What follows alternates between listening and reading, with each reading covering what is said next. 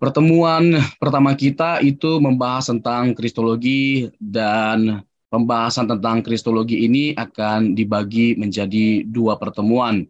Dan secara khusus pertemuan yang pertama ini saya akan membahas terkait dengan keilahian Tuhan Yesus. Bagaimana kita dapat membuktikan bahwa Yesus itu bukan hanya sekedar manusia biasa, tapi dia benar-benar Allah. Tentu ada begitu banyak ya kritikan, serangan, tuduhan, atau bahkan diskusi dan perdebatan terkait dengan siapa Yesus itu yang sebenarnya. Nah, kita akan membahas berbagai macam tuduhan, kritikan, atau serangan terkait dengan Kristologi atau pribadi Yesus. Apakah benar Yesus itu diangkat jadi Tuhan? Apakah benar bahwa Yesus jadi tidak Allah hanya karena dia tidak pernah mengklaim dirinya secara langsung sebagai Allah?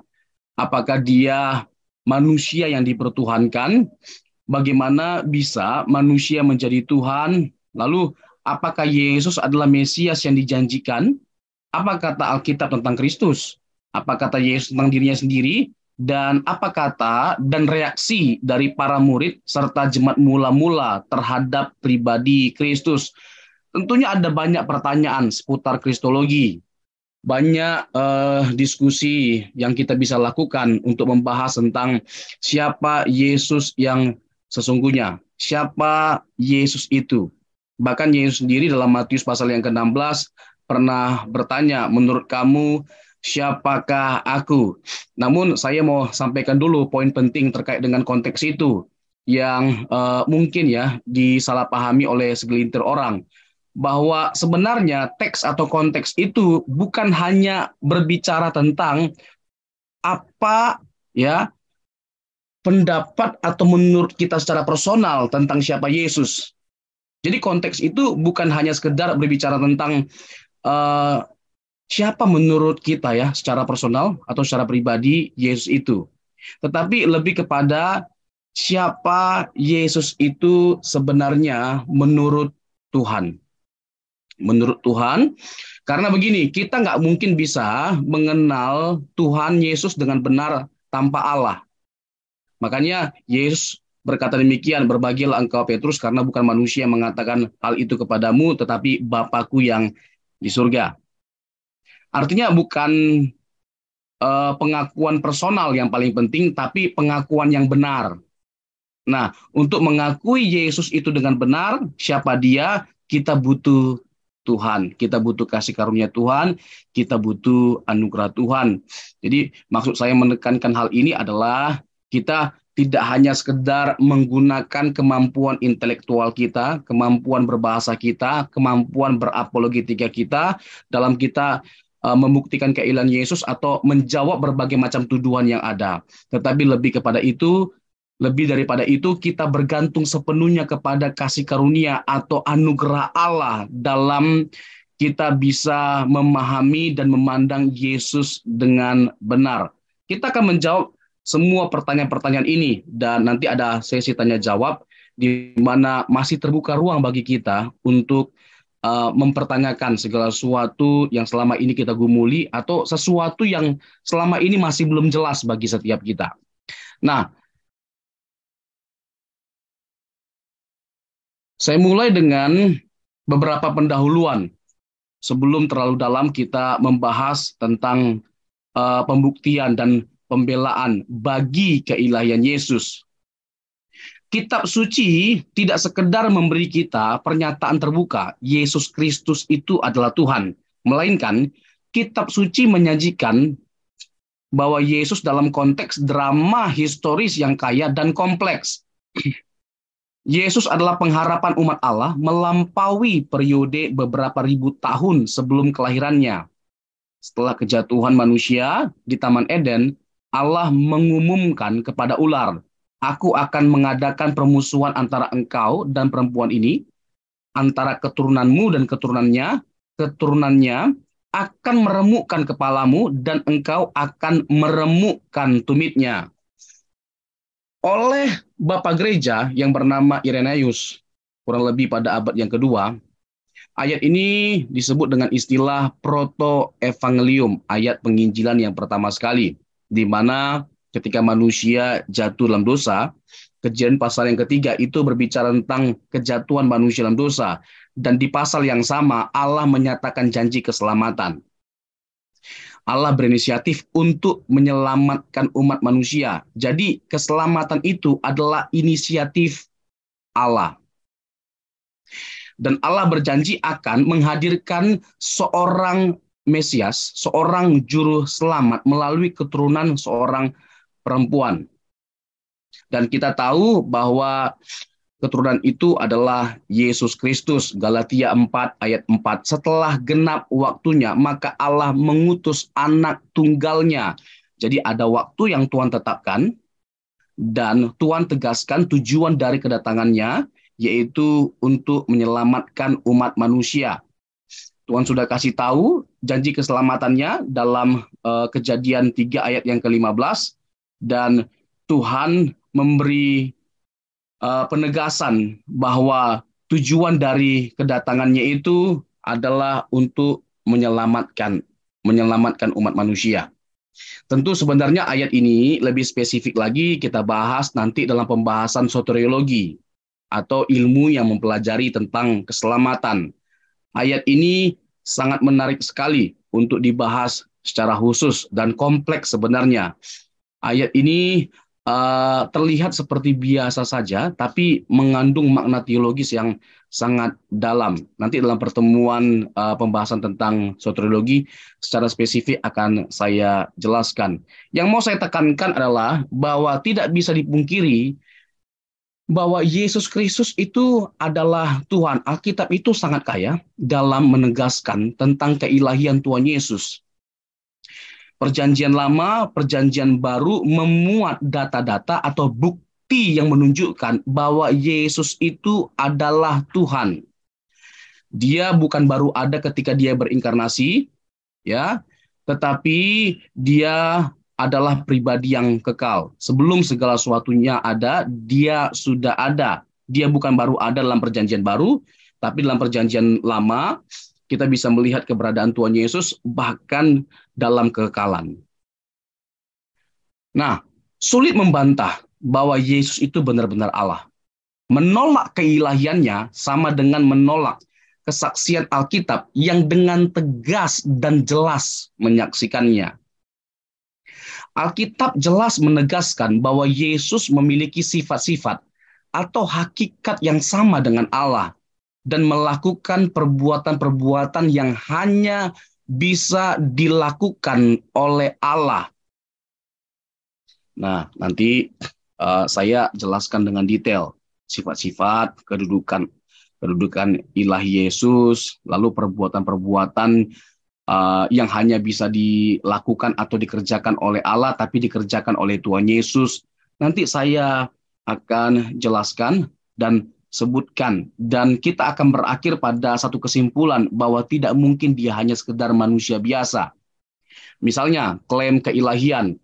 Yesus menegaskan bahwa dia adalah jalan, kebenaran, dan hidup, yang mana tidak ada seorang tokoh agama manapun yang pernah mengklaim dirinya itu sebagai kehidupan. Yesus bukan hanya sekedar mengklaim bahwa dia adalah petunjuk jalan, tapi dia adalah jalan. Yang mana nggak mungkin kalau dia hanya sekedar manusia biasa, tapi berani mengklaim hal itu. Dan tentunya masih banyak lagi, tapi itu menjadi salah satu contoh konkret dan yang menurut saya contoh yang sangat dikenal ya oleh kebanyakan orang Kristen. Yohanes 14 ayat yang ke-6. Akulah jalan, kebenaran, dan hidup. Tidak seorang pun yang sampai kepada Allah Bapa kalau tidak melalui aku. Jadi Yesus itu satu-satunya perantara. Tidak ada perantara lain di luar Yesus. Dan untuk bisa memperkenalkan Allah dalam kekekalan, harus ada pribadi yang dari kekal bersama dengan Allah dalam kekekalan. Dan tidak ada pribadi yang bersama dengan Allah dalam kekekalan selain Yesus. Untuk itulah Yesus itu menjadi satu-satunya perantara. Dalam teologi Paulus itu kita bisa bahas nantinya, bahwa tidak ada pengantara lain antara Allah dan manusia selain Yesus Kristus, yaitu Allah manusia. dia menjadi Allah manusia, satu pribadi dengan dua natur dalam konteks ketika dia berinkarnasi. Yohanes 1 ayat 14. Lalu Filipi 2 ayat 6 sampai 8 terkait dengan kenosis. Yesus yang mengosongkan diri, yang walaupun dalam rupa Allah tidak menganggap kesetaraannya sebagai milik yang harus dipertahankan, melainkan mengosongkan dirinya dan mengambil rupa seorang hamba. Jadi morpe Allah, lalu morpe manusia, rupa Allah dan rupa manusia. Ketika dikatakan mengosongkan dirinya, itu bukan berarti bahwa Yesus pernah berhenti jadi Allah. Itu penting untuk digarisbawahi, dan nanti saya akan jelaskan lebih lanjut. Lalu, menolak Yesus berakibat pada penghukuman kekal. Ini jelas adalah sebuah bukti bahwa ia lebih dari sekedar nabi, rasul, ataupun imam. Tadi saya tekankan ya terkait dengan Matius pasal yang ke-16, itu bukan hanya berbicara tentang pengakuan personal, tapi pengakuan yang benar. Bukan hanya sekedar pengakuan personal, tapi juga pengakuan yang benar. Ya, karena kalau kita bicara tentang pengakuan personal, bisa beragam pendapat kita tentang Yesus. Tapi kalau kita berbicara tentang pengakuan yang benar, kita hanya butuh satu sumber, yaitu Allah.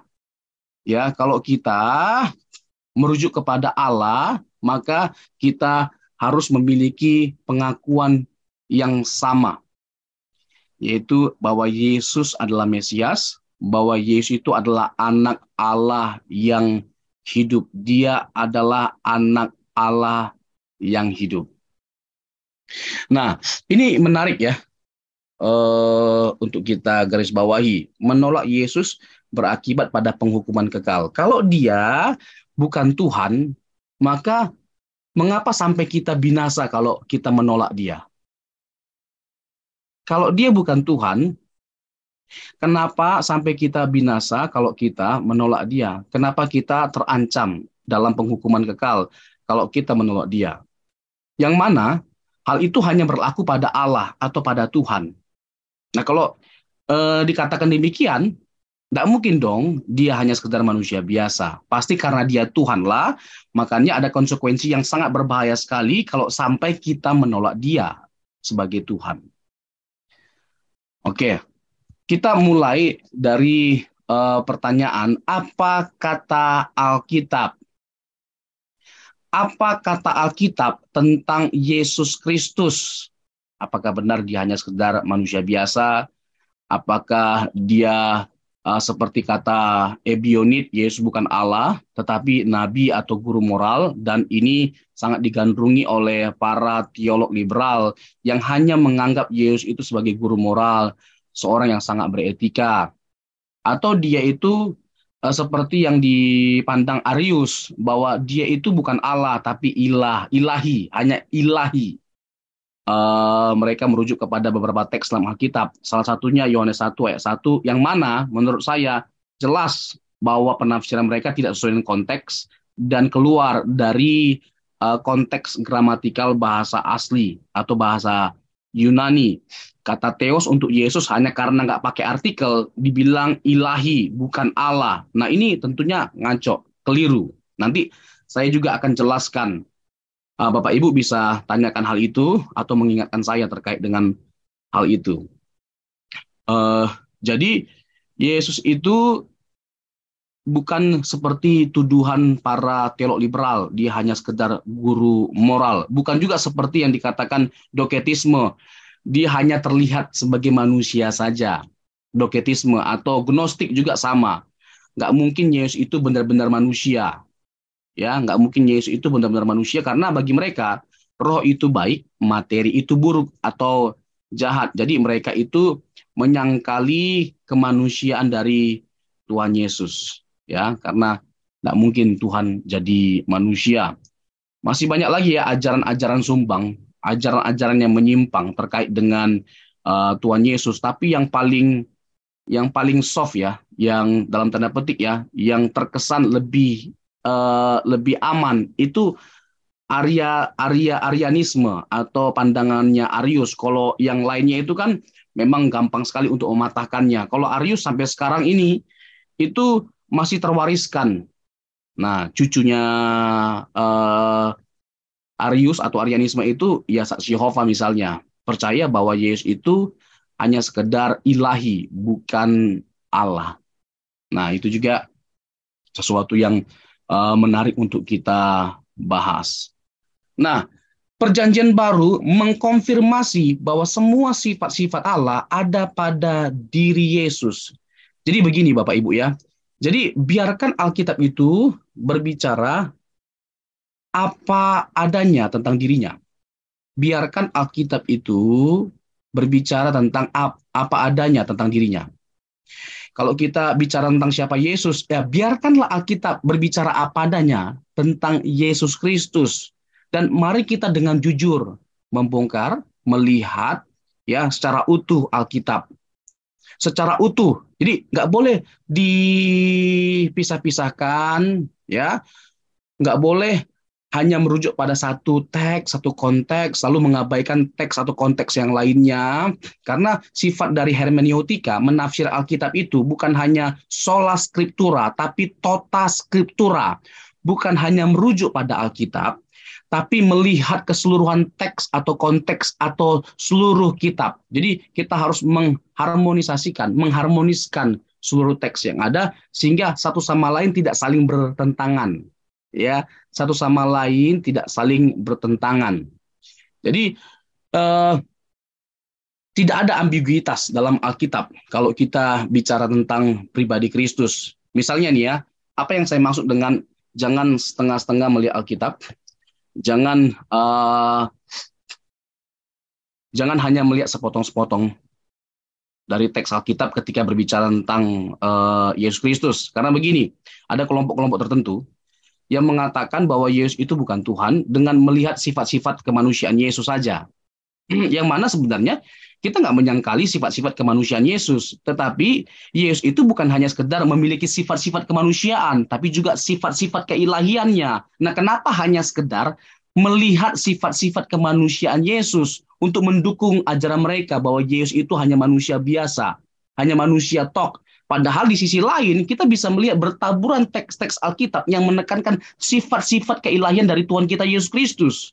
Nah, itu yang saya maksud dengan jangan melihat hanya sepotong-sepotong atau mencomot ayat Alkitab yang bisa mendukung keyakinan kita atau premis kita atau asumsi kita. Nah, ini berbahaya sekali kalau kita menafsir teks dengan cara atau pola pikir yang seperti itu berbahaya sekali. Jadi jangan hanya sola scriptura, tapi juga tota scriptura. Tadi ya, saya bilang bahwa Yesus itu memiliki sifat-sifat kemanusiaan. Misalnya, dia bisa lapar, dia haus, dia berdoa, dia makan, lalu dia mati puncaknya ya.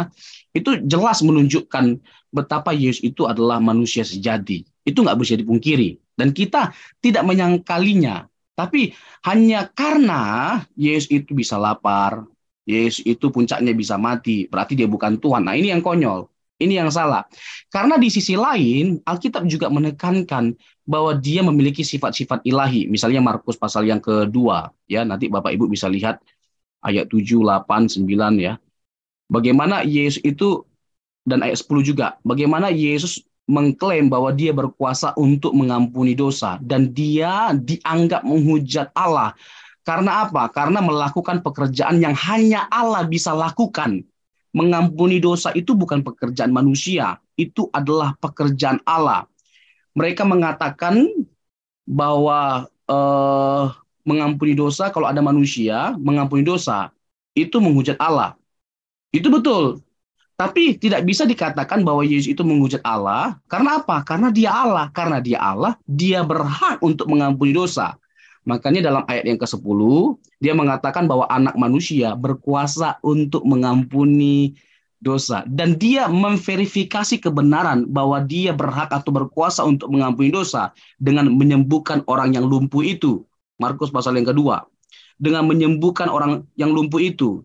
Jadi sembuhnya orang lumpuh itu menjadi verifikasi atau bukti bahwa benar dia berkuasa untuk mengampuni dosa. Dan memang tujuan dari kedatangan Tuhan ke dunia ini pada waktu itu adalah untuk menyelamatkan umat manusia, menjadi tebusan bagi banyak orang. Markus 10 ayat 45, Yohanes 1 ayat 29, lihatlah anak domba Allah yang menghapus dosa dunia. Sebenarnya tidak terlalu sulit ya bagi orang Israel menangkap pesan Yesus itu. Menangkap pesan itu. Ketika Yesus berkata bahwa Yohanes 1 ayat 29, bahwa lihatlah anak domba Allah yang menghapus dosa dunia. Tidak terlalu sulit untuk menangkap maksud dari Yohanes Pembaptis ketika mengatakan pernyataan itu. Kenapa? Karena sudah menjadi sebuah kebiasaan dalam konteks perjanjian lama, orang mempersembahkan korban sebagai bentuk penghapus dosa, korban penghapus dosa. Jadi domba dipersembahkan atau kambing, atau kalau miskin burung yang dipersembahkan. Jadi itu sebuah tradisi yang dilakukan oleh orang Israel dalam konteks perjanjian lama. Nah, lalu dalam Yohanes 1 ayat 29, lihatlah anak domba Allah yang menghapus dosa dunia. Jadi sebenarnya mereka itu bisa tangkap bahwa kedatangan Yesus itu pertama, tujuannya untuk menyelamatkan umat manusia. Yang kedua, dia adalah wujud dari gambaran dalam perjanjian lama. Jadi setiap persembahan yang dikorbankan oleh orang Israel atau imam secara khusus dalam konteks perjanjian lama, itu semua gambaran atau simbol yang merujuk kepada Yesus Kristus. Yang merujuk kepada Yesus Kristus. Jadi ketika Yesus mengatakan bahwa dia adalah anak domba Allah, itu jelas menegaskan bahwa dia datang untuk menyelamatkan umat manusia dengan jalan dia menjadi korban atau dibunuh atau disembelih. Itu kan Yohanes 1 ayat 29. Dalam Yohanes 3 ayat 14, 15, 16 lebih clear lagi terkait dengan bagaimana Musa meninggikan tiang ular dalam konteks bilangan 21 kalau nggak salah, di mana orang Israel bersungut-sungut, Allah begitu baik bagi mereka dengan memberikan apa yang menjadi kebutuhan mereka seperti air, makanan, daging. Allah memberikan segala sesuatu yang mereka butuhkan. Bahkan Allah mempertontonkan atau menunjukkan kekuasaan yang mujizatnya kepada setiap mereka. Tapi masih saja mereka bisa bersungut-sungut. Yang mana bersungut-sungutnya mereka itu adalah bentuk ketidakpercayaan mereka terhadap Allah. Lalu Allah murka dan membiarkan mereka dipagut oleh ular. Sehingga banyak di antara mereka yang mati. Lalu mereka meratapi keadaan mereka menyesalinya karena mereka melawan Allah, memberontak terhadap Allah, dan meminta supaya Musa menghadap Allah untuk ada solusi. Lalu Allah menyuruh Musa untuk membuat tiang ular tembaga. Ya, ular tembaga. Lalu barang siapa yang memandangnya akan diselamatkan. Nah, ada paralelisme yang dibuat Yohanes terkait dengan peristiwa ini, menghubungkannya dengan Tuhan Yesus. Nah, lihatlah anak domba Allah yang menghapus dosa dunia. Lalu Yohanes 3 ayat 16, ya, karena begitu besar kasih Allah akan dunia ini sehingga ia mengaruniakan anaknya yang tunggal. Jadi Yesus ditinggikan, maksudnya disalibkan. Yesus disalibkan sama seperti Musa meninggikan tiang ular yang menjadi dasar keselamatan dari orang-orang yang dipagut ular yang terancam mati. Begitu juga dengan Yesus Kristus menjadi sumber keselamatan bagi semua orang. Barang siapa yang percaya kepadanya, ya tidak binasa, melainkan beroleh hidup yang kekal. Jadi Tuhan Yesus itu memiliki sifat-sifat keilahian. Misalnya omniscient. Omniscient itu artinya maha tahu. Omnipresent, maha hadir. Omnipotence itu maha kuasa. Ya, kita bisa melihat ayat-ayatnya dalam Alkitab terkait dengan omniscience, maha tahu, Yohanes 16 ayat 30, omnipresent, ya, maha hadir, Matius 28 ayat 20. Lalu omnipotence, maha kuasa, Matius 28 ayat yang ke-18. Matius 28 ayat yang ke-18. Kepadaku telah diberikan segala kuasa di sorga dan di bumi. Nanti puncaknya adalah begini, saya menyimpulkannya bahwa dengan melihat semuanya ini, mustahil kita menyimpulkan dia hanya sekedar manusia biasa. Semuanya ini ada dalam Alkitab.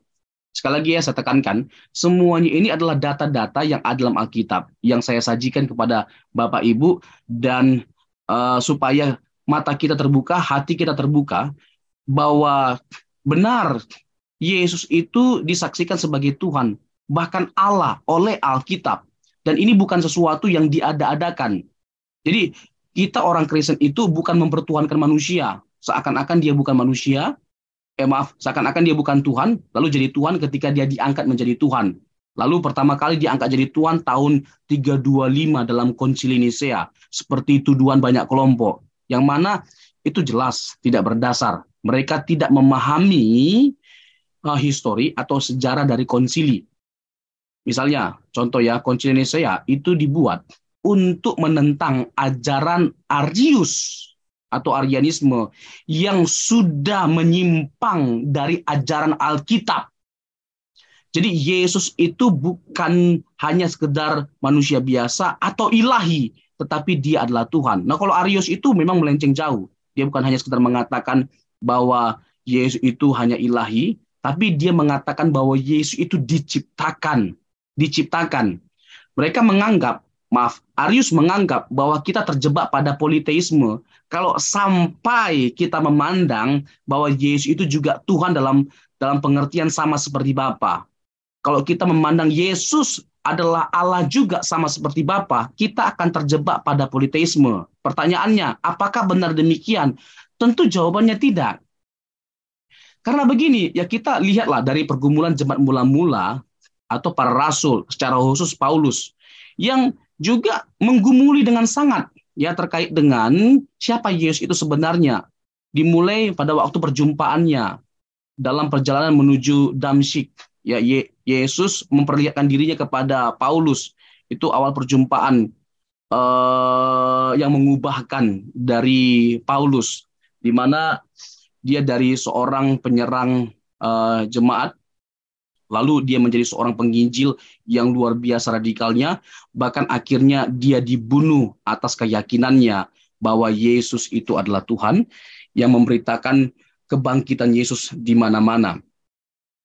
Kita bisa melihat bagaimana dari pengalaman Paulus ya, bagaimana Paulus itu juga tidak mudah untuk sampai pada titik memandang Yesus itu juga adalah Allah.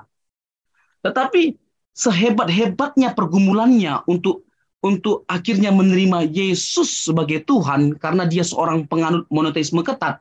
Di satu sisi dia juga melihat betapa sukar untuk menolak keilahian Yesus. Sukar dia mengklaim dirinya sebagai orang yang dianiaya. Ya, karena kita tahu bahwa Paulus itu adalah penganiaya jemaat. Dan makin lama nanti Paulus makin melihat dan makin bertumbuh dalam pengenalannya akan Kristus. Dan kita bisa melihat ya ayat-ayatnya itu begitu kuat dalam menyampaikan keilahian Tuhan Yesus. Singkat cerita bahwa akhirnya Paulus menerima Yesus sebagai Tuhan. Tapi pertanyaannya, sebagai Allah. Tapi pertanyaannya, apakah dia mengorbankan monoteisme ketika dia juga menerima Yesus sebagai Tuhan? Tentu jawabannya tidak. Ya, contoh misalnya 1 Korintus pasal yang ke-8. 1 Korintus pasal yang ke-8 ayat yang ke-6. Coba kita lihat ya Bapak Ibu ya. 1 Korintus 8 ayat yang ke-6. Dikatakan demikian. Namun bagi kita hanya ada satu Allah. Hanya ada satu Allah saja, yaitu Bapa, yang daripadanya berasal segala sesuatu dan yang untuk dia kita hidup. Dan satu Tuhan saja, yaitu Yesus Kristus, yang olehnya segala sesuatu telah dijadikan dan yang karena dia kita hidup. Ayat ini juga bisa kita pakai untuk membuktikan ketritunggalan Allah. Bapak Ibu yang belum mute suaranya, boleh di-mute suaranya ya. Thank you Bapak Ibu. Nah, di satu sisi, ya, atau co-host boleh membantu saya untuk memute suara yang hidup. Oke, terima kasih. Oke. Oh, masih belum ini ya? Halo? Sorry Bapak Ibu yang belum Ih, mute suaranya, silakan ini di mute tolong suaranya ya Bapak Ibu ya. kasih dong. Masih banyak kamu 75% kayak ini nih, tolong ya, entah berantakan. Halo Pastor Winter, maaf Bapak Ibu yang suaranya belum di mute, tolong di Ya, mute ya. Pastor Robson. Ada yang belum di mute itu Bang. Oke, oke. Ya, oke, thank you. Saya lanjutkan Bapak Ibu. 1 Korintus 8 ayat 6, ayat ini juga bisa dipakai menjadi dasar untuk membuktikan ketritunggalan Allah. Nah, tapi saya mau kembali kepada pergumulan Paulus. Di sini kita bisa melihat bagaimana ketika Paulus ya menerima Yesus sebagai Tuhan atau Allah, dia tidak mengorbankan ya monoteisme. Tapi tidak bisa dipungkiri bahwa monoteisme dalam konteks kekristenan itu begitu unik, ya. Kita juga bisa digolongkan dalam konteks keyakinan monoteisme, sekalipun kita percaya kepada Allah Tritunggal. Keyakinan akan Allah Tritunggal itu berbicara tentang tiga pribadi dan satu hakikat. Ya, ada kejamakan dalam diri Allah, ada tiga pribadi, tapi sekalipun jamak pribadi dari Allah Tritunggal ini, mereka terikat dalam kesatuan yang sempurna. Makanya berulang kali Alkitab mengatakan termasuk Yesus bahwa Allah itu Esa, Allah itu Esa. Jadi kita bisa melihat bahwa pernyataan Arius itu tidak benar. Seakan-akan kita jadi mengorbankan monoteisme ketika kita menerima keilahian Yesus. Dan sebenarnya persoalan utama adalah apakah benar Yesus itu memiliki sifat-sifat keilahian? Apakah benar dia itu memiliki kedudukan ilahi? Apakah benar dia melakukan pekerjaan yang hanya Allah bisa lakukan? Nah, semuanya itu terlepas dari sukar kita menerima kenyataan bahwa dia juga sama seperti Bapa dalam hakikat. Kita nggak bisa menyangkali semua fakta-fakta tadi. Bahwa Alkitab memperlihatkan kebenaran kepada kita bahwa dia itu adalah Tuhan. Jadi kita nggak bisa menyangkali keilahian dari Tuhan Yesus. Nah, saya lanjutkan lagi. Kolose 2 ayat 9. Nah, ini bicara tentang Yesus Kristus satu pribadi dengan dua natur, yang insani dan yang ilahi. Sebab di dalam dialah berdiam secara jasmania seluruh kepenuhan kealahan.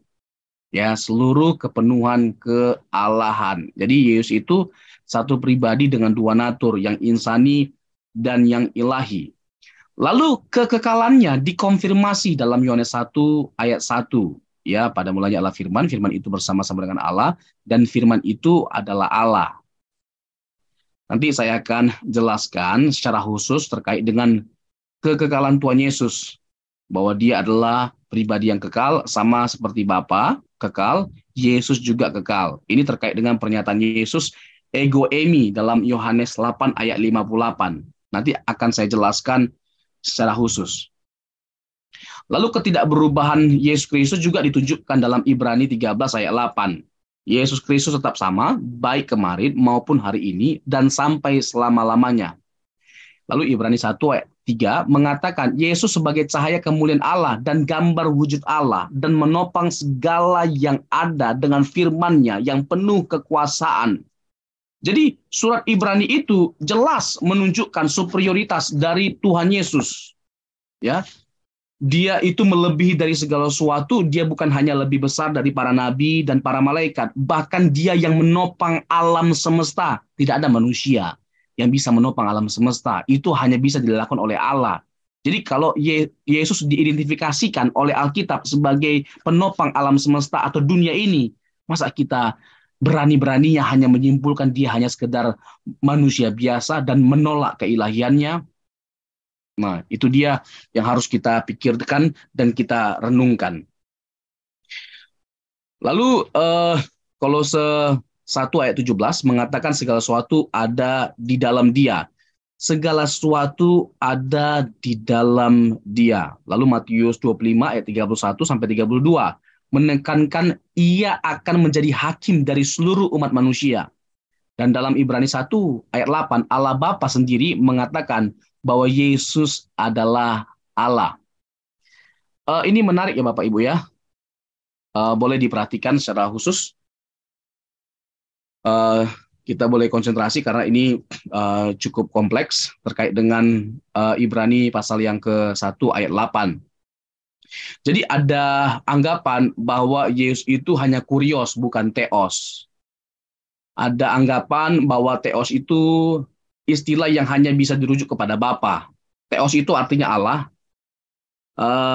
kurios itu artinya Tuhan. Jadi Yesus itu hanya Tuhan, dia bukan Allah. Bahkan kurios itu pun bisa diartikan master, Tuan, atau Tuhan. Jadi bukan hanya Tuhan saja, tapi juga Tuan. Dan tidak sedikit orang yang menolak keilahian Yesus dengan menerjemahkan kata kurios untuk Yesus itu hanya Tuan, bukan Tuhan. Tuan. Nah ini kan perlu kita klarifikasi atau jelaskan supaya orang bisa mengerti. Kata kurios itu bukan hanya Tuan, tapi juga Tuhan. Dan dari mana kita tahu bahwa Yesus itu bukan hanya sekedar Tuhan, tapi Tuhan dari konteksnya. Nah, nanti saya akan jelaskan ya, ada bukti-bukti yang menunjukkan ya secara jelas ya atau eksplisit yang menunjukkan bahwa Yesus itu kurios, disebut kurios dalam pengertian Tuhan dengan melihat konteksnya. Yesus itu disebut sebagai Allah oleh Bapa sendiri. Ya, bukan hanya jemaat mula-mula, bukan hanya para rasul, tapi oleh Bapa sendiri. Ya, sehingga terbantahkan atau gugur pandangan orang yang mengatakan bahwa Yesus itu hanya kurios, bukan teos. Ya, bukan Allah. Karena apa? Kalimat atau pernyataan bahwa Yesus itu adalah Allah bukan hanya dari para murid, para rasul, tapi dari Bapa sendiri. Allah Bapa sendiri menegaskannya. Ya, Ibrani pasal yang pertama dikatakan demikian.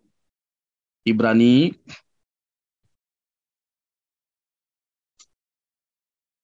ayat yang ke-8. Tetapi tentang anak ia berkata, tahtamu ya Allah tetap untuk seterusnya dan selamanya, dan tongkat kerajaanmu adalah tongkat kebenaran. Dan ini ada korelasinya, ada hubungannya dengan Mazmur pasal 45 ayat 7 dan 8. Dikatakan demikian, tahtamu kepunyaan Allah tetap untuk seterusnya dan selamanya, dan tongkat kerajaanmu adalah tongkat kebenaran. Jadi ada orang-orang atau kelompok-kelompok yang biasanya yang menolak Yesus sebagai Allah, menantang kita. Di mana di Alkitab dikatakan Yesus itu Allah? Nah ini, Ibrani 1 ayat 8. Dia bukan hanya ya diyakini sebagai Allah oleh para murid atau para rasul atau jemaat mula-mula, tapi oleh Bapa sendiri.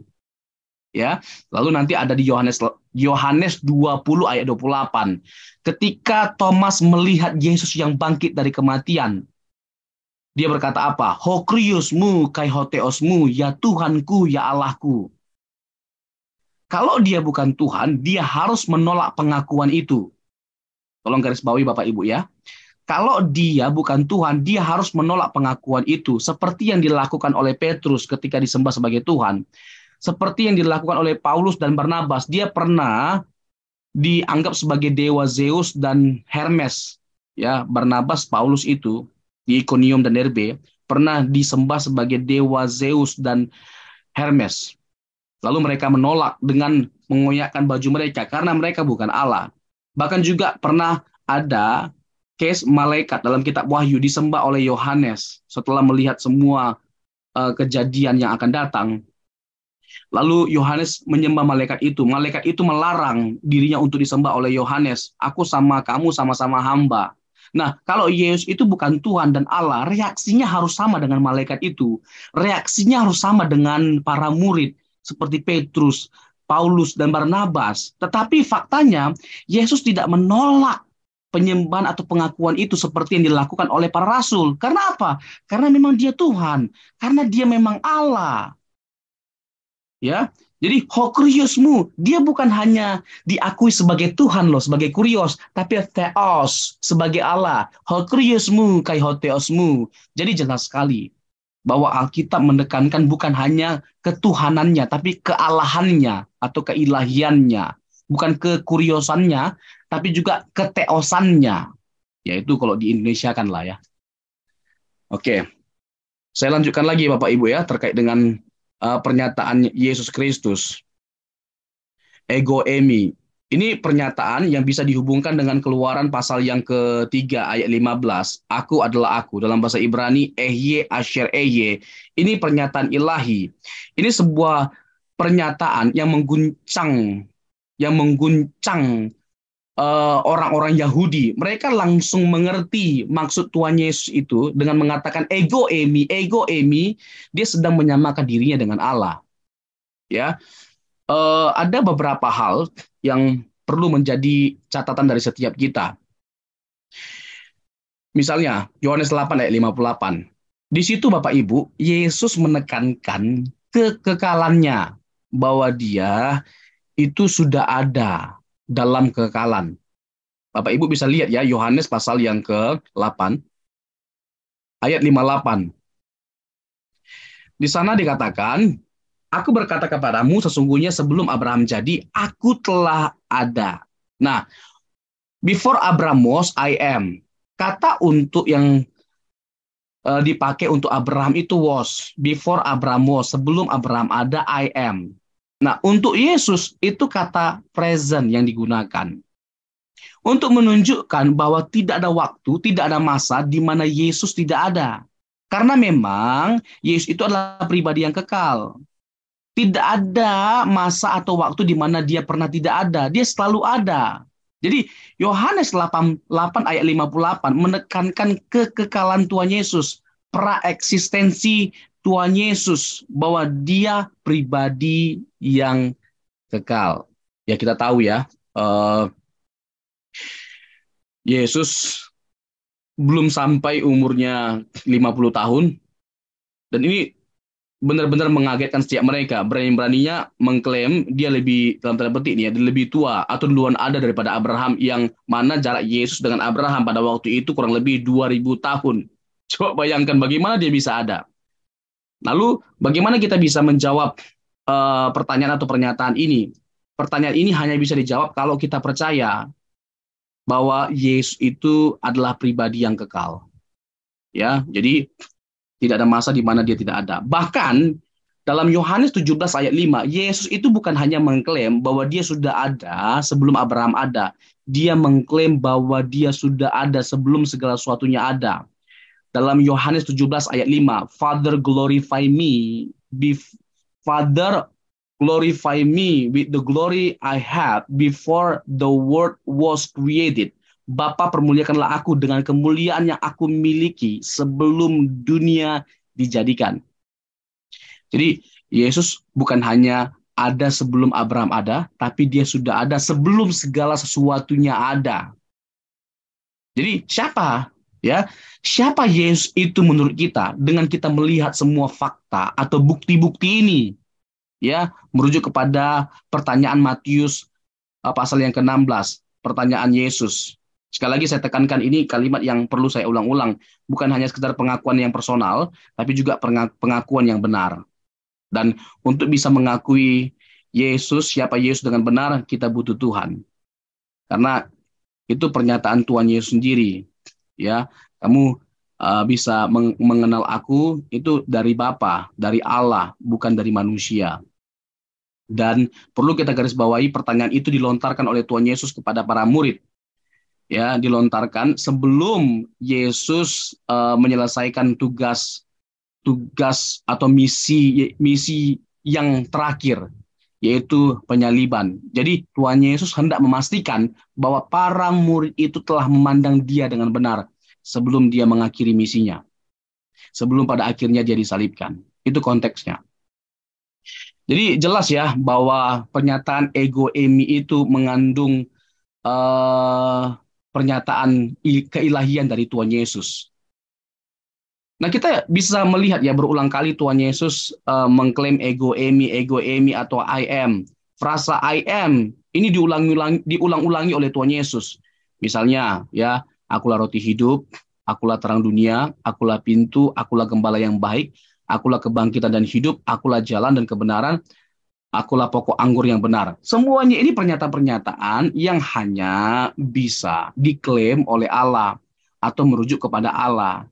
Nah, kalau Yesus mengklaim dirinya ya sebagai ego emi, mengklaim sesuatu yang hanya bisa diklaim oleh Allah. Tidak mungkin, sekali lagi, tidak mungkin dia hanya sekedar manusia. Hanya 3 kesimpulannya pada akhirnya. Seperti yang ditegaskan oleh para teolog. Yesus itu pertama, dia adalah nabi. Yang kedua, dia adalah orang gila yang ngaku-ngaku Allah. Atau yang ketiga, dia adalah Allah. Kalau kita merujuk kepada poin pertama, dia adalah nabi. Tidak ada nabi yang pernah mengklaim seperti ini. Apakah pernah kita melihat ada nabi yang pernah mengatakan, akulah roti hidup, akulah terang dunia, akulah pintu, akulah gembala yang baik. Lalu, akulah kebangkitan dan hidup. Yesus mengklaim dirinya sebagai kehidupan, sebagai kebangkitan, yang kalau kita menolak dia, ya kita akan ada dalam penghakiman kekal atau penghukuman kekal. Nah, Yesus mengklaim semuanya ini. Jadi, tidak mungkin dia hanya sekedar nabi. Yang kedua, orang gila. Ya, ini hanya pernyataan atau klaimnya Allah. Nah, diklaim oleh Tuhan Yesus. Nah, kalau kita tolak sebagai Allah, kita tidak menerima dia sebagai Allah, ya, berarti kita harus menerima dia adalah orang gila yang ngaku-ngaku Allah. Tapi nggak mungkin, itu sebuah sikap yang sangat tidak menghormati Allah. Lalu pertanyaannya, bagaimana harus kita bersikap? Nggak ada pilihan lain.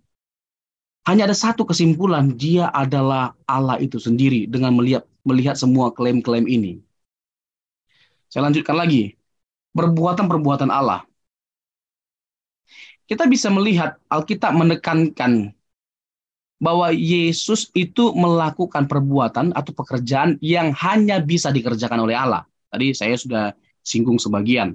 Misalnya ia mencipta, Yohanes 1 ayat 3. Ya. Kolose 1 ayat 15-17, Ibrani 1 ayat yang kedua.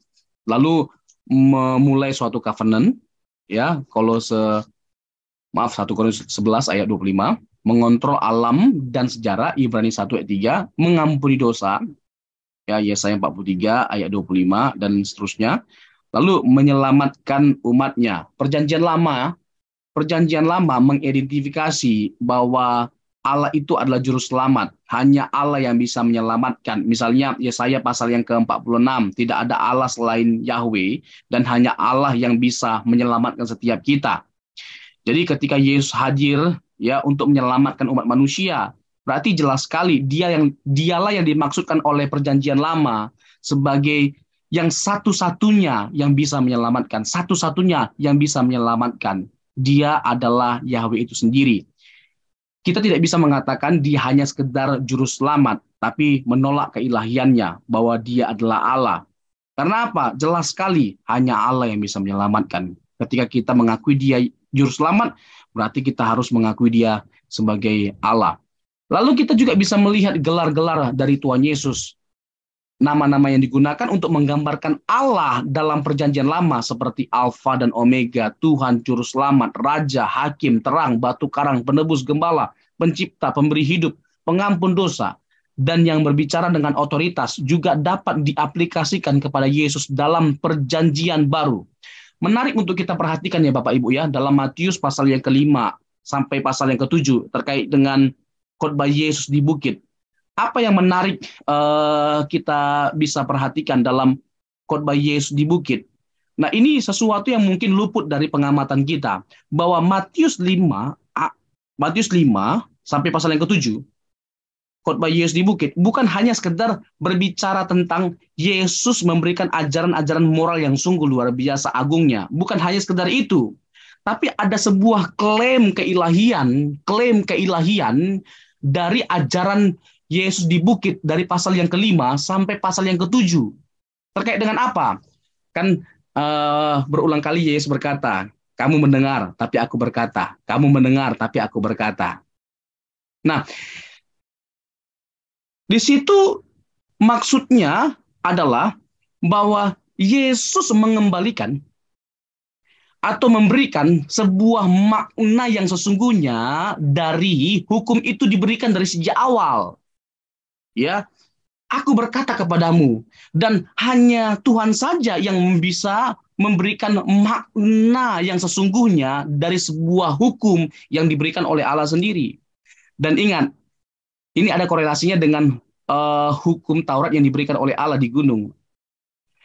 Ini diberikan oleh Tuhan Yesus itu di bukit. Jadi secara tidak langsung Yesus menegaskan bahwa dia adalah sang pemberi hukum dan sang pemberi makna yang sesungguhnya dari hukum yang dia berikan. Ya, jadi bukan hanya sekedar mengajarkan ajaran moral atau etika, bukan. Ya, jadi ada sebuah klaim atau penunjukan otoritas dalam konteks Matius pasal yang ke-5 sampai pasal yang ke-7. Lalu perikop-perikop PL yang berbicara tentang Tuhan Allah dikutip oleh para penulis PB dan ditujukan pada Yesus ini banyak sekali, Bapak Ibu ya. Ini banyak sekali. Bapak Ibu bisa lihat ya. Penggunaan PL dalam PB dan kitab-kitab yang paling umum dan paling banyak dipergunakan dalam perjanjian baru atau dikutip dalam perjanjian baru adalah Mazmur dan kitab Yesaya. Kita bisa ketahui juga bahwa banyak sekali nubuatan tentang Yesus dalam perjanjian lama. Nanti saya akan berbicara tentang kematian dan kebangkitan Yesus dalam pertemuan selanjutnya, Bapak Ibu ya. Ini menarik sekali. Kita bisa melihat betapa luar biasanya Alkitab itu. Salah satu hal yang luar biasa yang kita bisa lihat dari Alkitab adalah penggenapan dari nubuatan. Ya, ini terkait dengan Tuhan Yesus ya. Semua yang dinubuatkan dalam perjanjian lama tentang Yesus itu presisi dengan detail ya digenapi dalam pribadi Tuhan Yesus.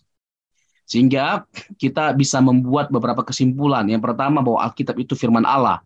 Karena apa yang dinubuatkan itu harus benar dan bukan hanya sekedar harus benar tapi tergenapi, ya. Dan bukan hanya satu atau dua yang tergenapi, detail-detailnya. Ini membuat kita tidak menyaksikan kebenaran Alkitab sebagai firman Allah dan satu-satunya firman Allah.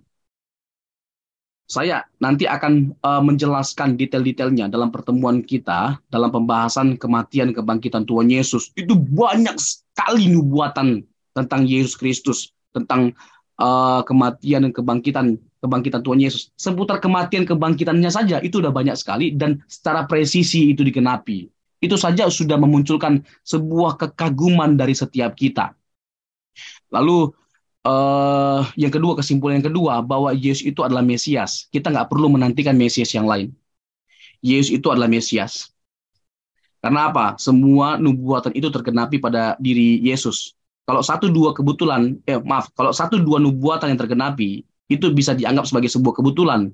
Ini semuanya, saat detail-detailnya, puluhan, bahkan ratusan, dari nubuatan yang ada, itu tergenapi pada diri Yesus Kristus. Ini jelas bukan sebuah peristiwa yang kebetulan, atau yang dibuat-buat. Tetapi ini adalah sebuah penggenapan, atau karya Allah dalam menggenapi apa yang ia nubuatkan dalam perjanjian lama. Kenapa saya perlu untuk membahas tentang kematian dan kebangkitan Tuhan Yesus? Ini penting untuk kita ketahui bahwa seluruh bangunan kekristenan, jatuh bangunnya kekristenan itu bergantung pada satu peristiwa, yaitu kebangkitan Tuhan Yesus. 1 Korintus 15 ayat yang ke-17, kalau Yesus tidak bangkit, sia-sialah kepercayaan kita. Jadi seluruh bangunan kekristenan, apapun yang kita percakapkan tentang kekristenan, itu luluh lantah kalau Yesus tidak bangkit. Tetapi tidak ada ruang bagi kita untuk menyaksikan, meragukan apa yang Alkitab saksikan dengan peristiwa Yesus bangkit dari kematian. Dengan Yesus bangkit dari kematian, maka semua yang diajarkan, semua yang diklaimkan oleh Alkitab, secara khusus oleh Yesus, benar adanya. Bahkan kalau kita berbicara tentang kehidupan di balik kematian, dasarnya apa? Yesus yang bangkit. Ada kekristenan, ada pengampunan, ada keselamatan, ada kehidupan di balik kematian karena ada Yesus yang bangkit dari kematian. Jadi kita bisa melihat bahwa peristiwa kebangkitan Tuhan Yesus berbicara segala-galanya. Berbicara segala-galanya. Kebangkitannya itu adalah jantung dari kekristenan atau pusat dari kekristenan. Inti dari iman kekristenan itu terletak pada peristiwa kebangkitan Tuhan Yesus. Lalu kita masuk kepada pembahasan mengenai apa kata Yesus. Nah, Saya bahas secara cepat Bapak Ibu karena waktunya tidak banyak, supaya nanti ada ruang atau sesi tanya jawab dan kita bisa mempertanyakan sesuatu yang masih kurang jelas dari pemaparan saya atau sesuatu yang selama ini masih membingungkan dari setiap kita. Nah, banyak ayat sebenarnya yang bisa saya jelaskan, saya pakai untuk sebagai data bagi saya untuk menunjukkan bahwa Yesus itu adalah Tuhan. Tapi saya pakai satu ayat dan ayat ini kuat sekali. Ayat ini kuat sekali untuk menunjukkan keilahian Tuhan Yesus. Untuk menunjukkan keilahian Tuhan Yesus. Bagaimana dari mulut Tuhan Yesus sendiri terdeklarasikan keilahiannya. Markus pasal yang ke-14. Kita buka Markus pasal yang ke-14. Ayat 61. Dikatakan demikian. Tetapi ia tetap diam dan tidak menjawab apa-apa. Imam besar, yaitu Kayafas, itu bertanya kepadanya, sekali lagi, katanya, apakah engkau Mesias, anak dari yang terpuji? Apakah engkau Mesias, anak dari yang terpuji? Jawab Yesus, akulah dia, dan kamu akan melihat anak manusia duduk di sebelah kanan yang maha kuasa dan datang di tengah-tengah awan-awan di langit. Begini Bapak Ibu, penegasan yang luar biasa tentang keyakinan Yesus sendiri akan keilahiannya dapat disimak dalam peradilan di hadapan Mahkamah Agama pada malam hari menjelang pelaksanaan hukumannya. Ya, dari ayat 53 sampai ayat 64 dari pasal yang ke-14. Nah, pernyataan ilahi Tuhan Yesus itu dimulai dari pertanyaan, apakah engkau Mesias, anak dari yang terpuji? Nah, coba kita perhatikan pelan-pelan ya. Ada 4 pernyataan yang perlu kita garis bawahi. Sekali lagi, ya maaf kata kalau saya menggunakan kalimat ini, yang keluar dari mulut Yesus sendiri, dari bibir Tuhan Yesus sendiri, Tuhan kita yang mulia. Ada 4 pernyataan, yang mana keempat pernyataan ini adalah bukti dari keilahiannya. Kita bisa menggunakan keempat pernyataan ini untuk menunjukkan keilahian Tuhan Yesus, dan keempat pernyataan ini keluar dari mulut Tuhan kita Yesus Kristus. Yang pertama, Yesus menekankan, akulah dia. Jadi, sudah secara gamblang atau terang-terangan, Kristus menegaskan kemesiasannya. Apakah engkau Mesias, anak dari yang terpuji? Yang pertama, akulah dia. Yesus mengklaim bahwa dia adalah Mesias. Yang kedua, kata anak manusia. Akulah dia dan kamu akan melihat anak manusia. Ini bukan hanya sebuah klaim biasa. Nggak sedikit para teolog ya, menekankan kemanusiaan Yesus dengan istilah anak manusia. Dan menekankan keilahian Yesus dengan merujuk kepada istilah Yesus sebagai anak Allah. Jadi kata anak manusia menunjukkan kemanusiaan Yesus. Anak Allah menunjukkan kealahan atau keilahian Tuhan Yesus. Saya rasa ini agak kurang tepat, ya, atau belum lengkap. Karena kata anak manusia pun bisa menunjukkan sosok keilahian Tuhan Yesus. Dan hal ini digambarkan dalam Daniel 7 ayat 13 sampai 14. Sosok misterius dari anak manusia, yang mana ini adalah figur ilahi.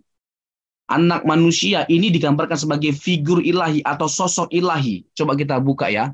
Dalam Daniel pasal yang ke-7 ayat 13 dan 14 dikatakan demikian Bapak Ibu. Aku terus melihat dalam penglihatan malam itu tampak datang dengan awan-awan dari langit seorang seperti anak manusia. Datanglah ia kepada yang lanjut usianya itu dan ia dibawa ke hadapannya. Lalu diberikan kepadanya kekuasaan dan kemuliaan dan kekuasaan sebagai raja. Maka orang-orang dari segala bangsa, suku bangsa, dan bahasa mengabdi kepadanya. Kekuasaannya ialah kekuasaan yang kekal, yang tidak akan lenyap, dan kerajaannya ialah kerajaan yang tidak akan musnah.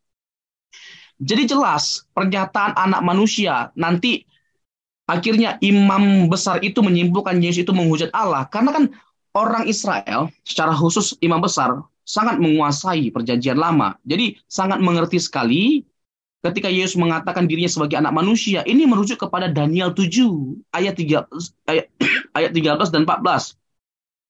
Secara tidak langsung Yesus mengklaim keilahiannya. Jadi ini bukan hanya sekedar klaim biasa yang menunjukkan kemanusiaannya, tapi Yesus menunjukkan keilahiannya, bahwa dia adalah sosok dari anak manusia yang kerajaannya tidak akan berkesudahan. Dia adalah pribadi yang kekal. Maaf Bapak Ibu ya. Nah, dikatakan selanjutnya, dia duduk di sebelah kanan yang Maha Kuasa. Mazmur 110 ayat 1. Ini menunjukkan dirinya sebagai pemegang kekuasaan. Tangan kanan atau duduk sebelah kanan itu bicara tentang kekuasaan. Bahwa dia adalah pribadi yang berkuasa. Maaf Bapak Ibu, sebelumnya saya minum sebentar.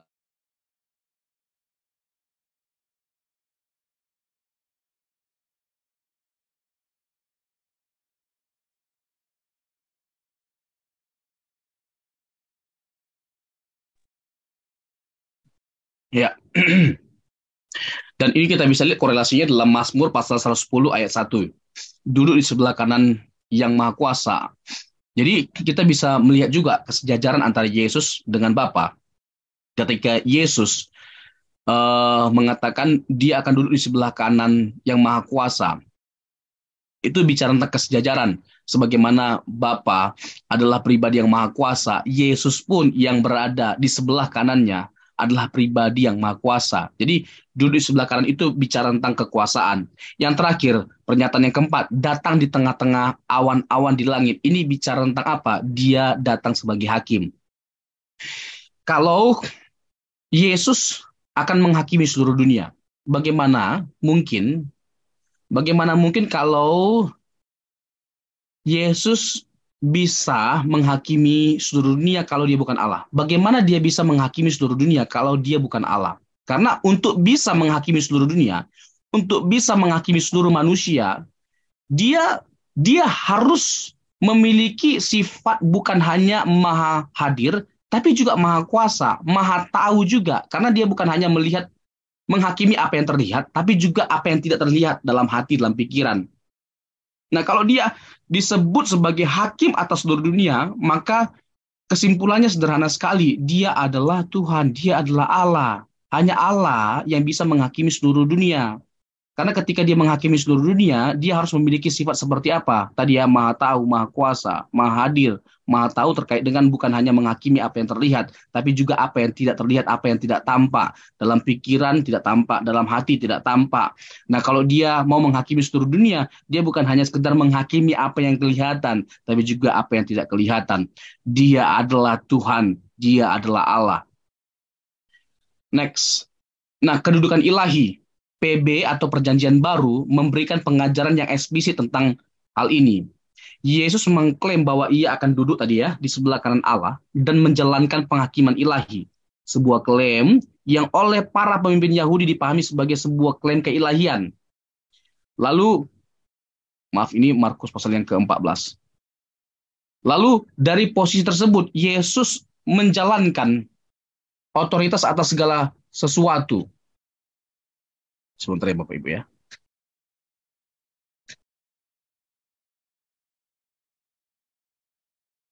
Ya. Dari posisi tersebut Yesus menjalankan otoritas segala sesuatu. Ia ditinggikan jauh melampaui setiap orang dan segala sesuatu dalam eksistensi ciptaan, termasuk semua malaikat dalam ruang surgawi. Yesus tidak hanya duduk di atas tahta Allah, itu adalah tatanya juga. Untuk menunjukkan bahwa dia adalah penguasa. Dia adalah penguasa. Bapak Ibu ingat kalimat Tuhan Yesus untuk orang yang di sebelahnya, ketika ada orang yang sebelahnya mengatakan, ingatlah akan aku ketika engkau datang sebagai raja. Ya, dalam bahasa aslinya, bahkan menurut para pakar, sebenarnya lebih tepat adalah ingat akan aku ketika engkau masuk ke dalam kerajaanmu, bukan datang sebagai raja, masuk ke dalam kerajaanmu. Hal itu menunjukkan bahwa Yesus itu adalah penguasa atas surga. Dan yang berkuasa atas surgalah hanya yang berkuasa atas surgalah yang berkenan untuk mempersilahkan siapa yang akan boleh masuk. Jadi nggak tunggu Yesus bangkit dari kematian, ya. Yesus sudah memberikan sebuah harapan dan jaminan kepada orang di sebelahnya untuk masuk ke dalam kerajaan sorga. Nah, itu soteriologinya Lukas, Injil Lukas, ya, dimulai dengan karya salib Kristus, di mana Allah mendatangkan keselamatan kepada umat manusia melalui karya salibnya. Jadi, Yesus Kristus itu adalah penguasa sorga, dan hanya penguasa sorga yang berhak untuk memberikan jaminan untuk kita bisa memasuki kerajaan itu. Dan itulah yang Yesus lakukan kepada orang yang di sebelahnya, dengan memberikan jaminan kepada orang yang sebelahnya untuk memasuki kerajaannya. Nah, jadi dari posisi yang ditinggalkan itu, Yesus mengutus Roh Kudus, menerima roh orang yang sedang menghadapi kematian, dan menerima penyembahan secara universal. Nah, cepat saja, Yesus adalah Yahweh. Jadi, Yesus itu adalah Yahweh. Istilah Yahweh itu adalah nama pribadi Allah. Itu adalah nama pribadi Allah. Dan Yahweh, nama pribadi Allah ini bukan hanya merujuk kepada Bapa, tapi juga Yesus Kristus. Nah, apakah ada data-datanya di dalam Alkitab yang menunjukkan bahwa Yesus itu juga adalah Yahweh? Jelas. Salah satu hal yang tegas dan jelas disampaikan oleh Alkitab adalah Yesus adalah Yahweh. Ini jelas dan tegas. Yesaya 40 ayat yang ketiga, di sana jelas itu merujuk kepada siapa? Nggak ada pribadi lain selain Yesus. Yesaya 40 ayat 3, dan itu kan tergenapi pada diri Yesus. Sebab akulah Tuhan Allahmu yang Maha Kuasa, Allah Israel, juru selamatmu. Aku menebus engkau dengan Mesir, dan memberikan Ethiopia dan Sheba sebagai gantimu. Akulah Tuhan Allahmu yang Maha Kudus, Allah Israel, juru selamatmu. Juru selamat itu, ya, adalah Yesus, jelas dalam konteks perjanjian baru. Di dalam Matius 3 ayat 3, Yohanes Pembaptis mempersiapkan jalan bagi Yesus yang adalah Yahweh itu sendiri. Ya. Di dalam Matius 3 ayat 3, Yohanes Pembaptis mempersiapkan jalan bagi Yesus yang adalah Yahweh itu sendiri. Jadi Yesaya menubuatkan bahwa luruskanlah jalan untuk Tuhan. Itu ada seruan, dan itu adalah Yohanes Pembaptis. Dia datang untuk mempersiapkan jalan bagi Yesus. Bagi Yesus yang adalah Yahweh itu sendiri. Sebentar Bapak Ibu, kita coba buka Matius pasal yang ketiga, ayat yang ketiga. Dan kita bisa juga lihat korelasinya dalam Yesaya 40 ayat 3. Yesaya 40 ayat 3. Ada suara yang berseru-seru, persiapkanlah di padang gurun jalan untuk Tuhan. Luruskanlah di padang belantara jalan raya bagi Allah kita.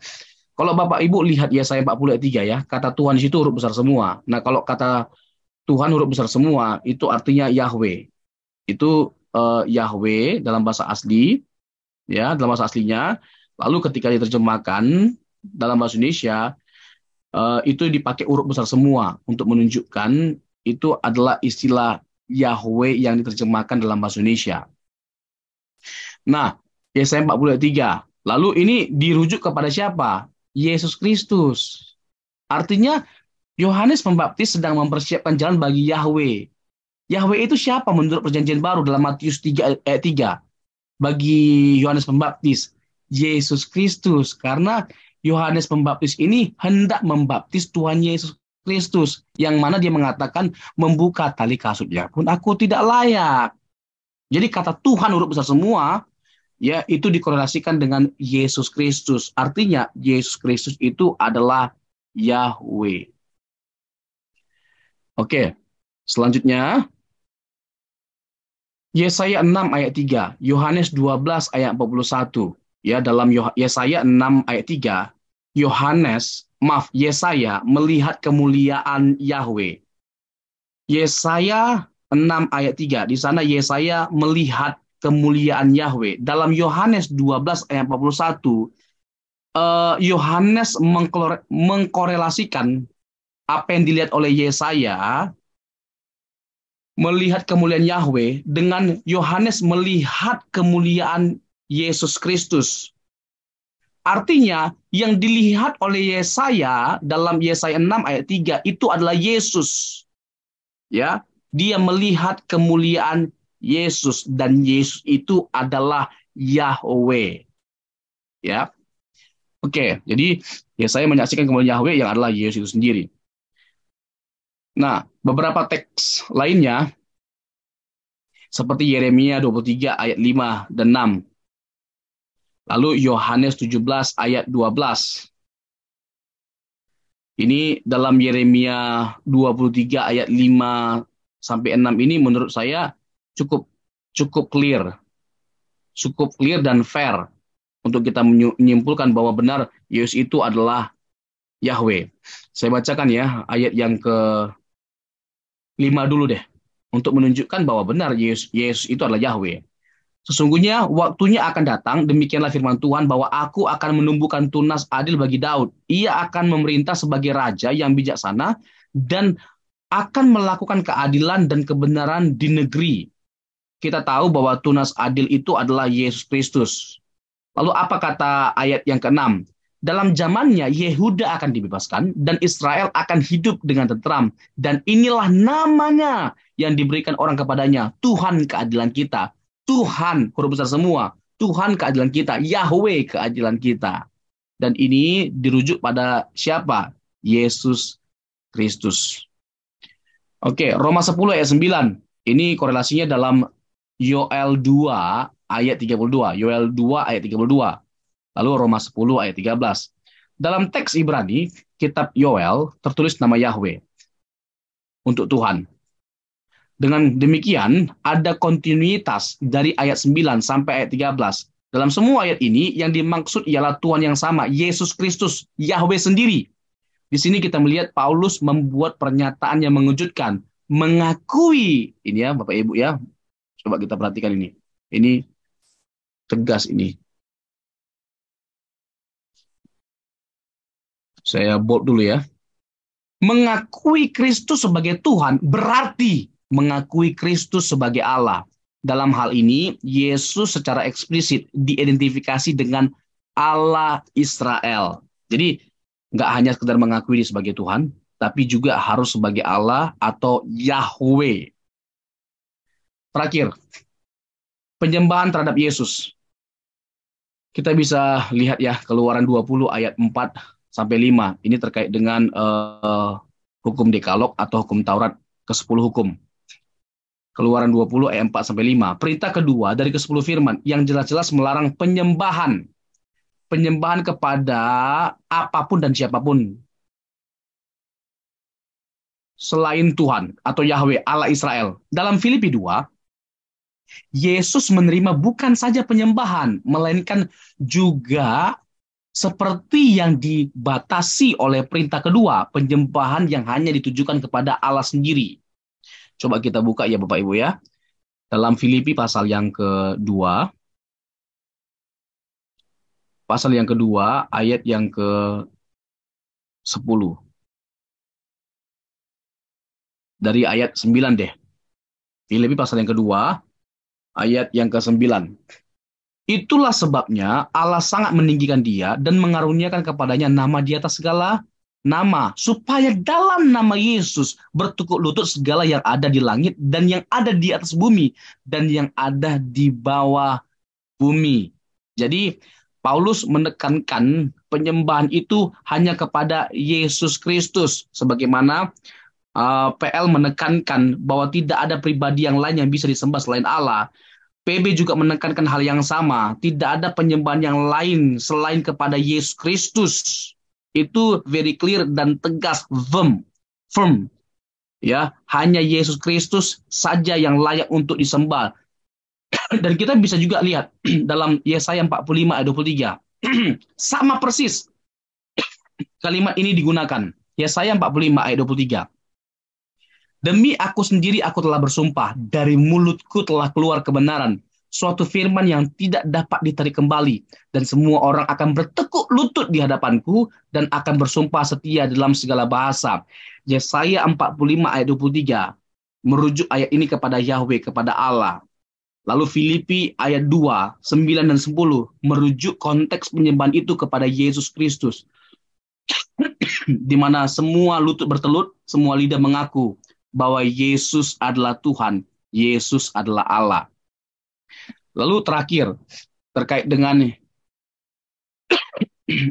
Yohanes 20 ayat 28, terkait dengan Thomas tadi Bapak Ibu ya, saya sudah singgung bahwa Thomas ragu dengan Yesus yang bangkit dari kematian. Sekali-kali aku tidak percaya kalau aku tidak melihatnya.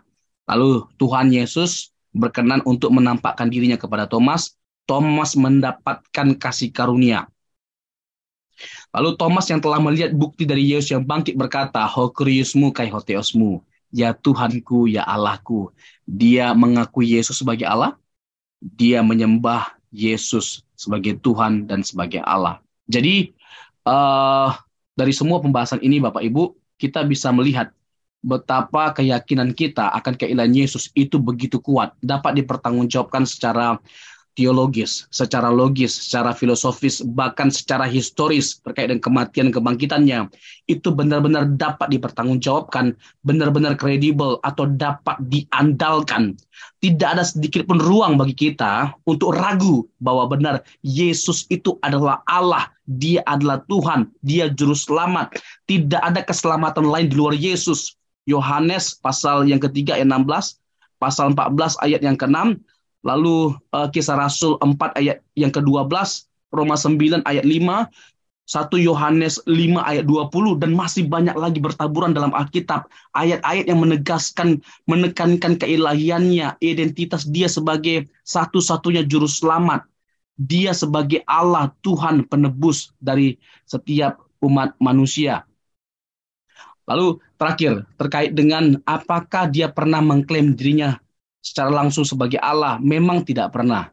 Tapi bukan berarti dia bukan Allah. Karena cara kita untuk membuktikan bahwa dia adalah Allah bukan hanya dengan klaim langsung dari dirinya sendiri. Tapi kita bisa lihat kan, ada begitu banyak cara. Lewat tadi ya sifat-sifat keilahiannya, perbuatan-perbuatan ilahinya, terkait dengan pekerjaan yang hanya bisa dikerjakan oleh Allah, dikerjakan oleh Tuhan Yesus. Kita bisa melihat penyembahan yang diberikan kepada Yesus Kristus, dan kita bisa melihat berbagai macam ya bukti-bukti yang menunjukkan bahwa Yesus itu adalah Allah, terkait dengan ajarannya, otoritasnya. Semuanya itu adalah bagian dari kita bisa melihat bahwa Yesus itu adalah Allah, bukan hanya lewat pengakuan langsung dari Tuhan Yesus bahwa dia adalah Allah. Seperti permintaan kelompok tertentu yang membantah keilahian Tuhan Yesus, bahwa kami hanya percaya Yesus itu Allah kalau Yesus langsung yang mengatakannya. Ya tidak ada dalam Alkitab, dalam Perjanjian Baru tidak ada. Tapi bukan berarti dia tidak Allah. Karena begini, tidak harus dia itu Allah kalau dia ngomong secara langsung bahwa dia adalah Allah. Tetapi dengan bukti-bukti keilahian yang sudah saya jelaskan tadi, jelas menunjukkan bahwa dia tidak mungkin tidak Allah, dia pasti Allah. Misalnya nih Bapak Ibu ya, misalnya ini, saya menyebutkan karakteristik saya, tanpa saya menyebut siapa saya. Saya yakin Bapak Ibu bisa langsung menebak siapa saya, tanpa saya menyebutkan siapa diri saya ya, hanya dengan menyebut karakteristik saya. Saya adalah orang yang bisa melakukan reshuffle terhadap para menteri. Saya adalah orang nomor 1 di Indonesia. Saya adalah orang yang kalau naik mobil pakai plat nomor 1 RI. Nah, kira-kira Bapak Ibu dengan mendengar semua karakteristik tentang saya ini, Bapak Ibu bisa tahu nggak siapa saya? Bisa tahu? Siapa? Presiden. Jokowi. Presiden. Oke, Jokowi nanti dulu, presiden dulu. Siapa presiden kita baru Jokowi. Jadi dengan saya menyebut sifat-sifat saya, karakteristik saya, tanpa saya menyebut jati diri saya, Bapak Ibu sudah langsung bisa menebak siapa saya. Betul nggak? Sama seperti contoh begini, kalau saya mengampuni dosa, ini case-nya Tuhan Yesus ya. Kalau Yesus mengampuni dosa, perlu nggak dia menyebut siapa dia? Bahwa dia adalah Allah. Orang Israel sendiri waktu itu langsung menganggap Yesus itu menghujat Allah dan mau melempari dia dengan batu. Kenapa? Karena mengampuni dosa itu pekerjaan Allah. Jadi nggak perlu secara langsung dia sebut, aku Allah, aku ampuni ya. Nggak perlu. Tapi langsung saja dia lakukan pekerjaan yang dikerjakan oleh Allah. Itu yang Yesus lakukan 2000 tahun yang lalu.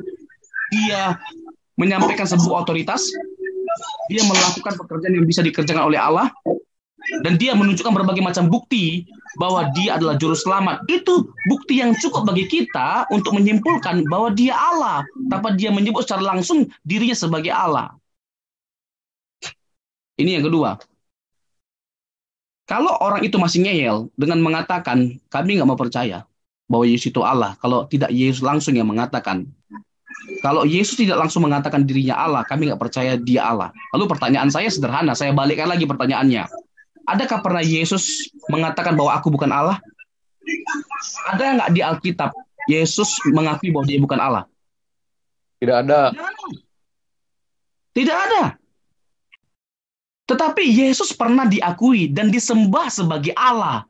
Dia tidak menolak pengakuan dan penyembahan itu. Contoh tadi apa? Yohanes 20 ayat 28. Hokriusmu kai hoteosmu. Di saat Paulus Barnabas pernah disembah sebagai Allah, mereka menolak penyembahan dan pengakuan itu dengan mengoyakkan bajunya. Di saat Petrus juga sama melakukan hal yang sama. Dia mengoyakkan bajunya ketika diakui atau menolak pengakuan itu. Di saat malaikat menolak Yohanes ya untuk menyembah dia, Yesus beda. Ketika dia diakui sebagai Allah, disembah sebagai Allah, dia tidak melakukan hal yang sama seperti yang dilakukan oleh Petrus, Paulus, Barnabas, atau malaikat. Dia membiarkan Thomas untuk mengakui dia sebagai Allah, menyembah dia sebagai Allah. Why? Karena memang dia adalah Allah. Jadi bagi saya tidak ada argumentasi yang terlalu kuat ketika menolak keilahian Yesus sampai kita nggak mampu jawab. Tidak ada. Saya belum pernah menemukan ada orang punya argumentasi yang kuat sekali membantah keilahian Yesus. Tidak ada. Saya nggak pernah menemukan. Tapi sebaliknya, argumentasi bahwa Yesus itu adalah Allah terlalu kuat sampai tidak ada yang bisa mematahkannya.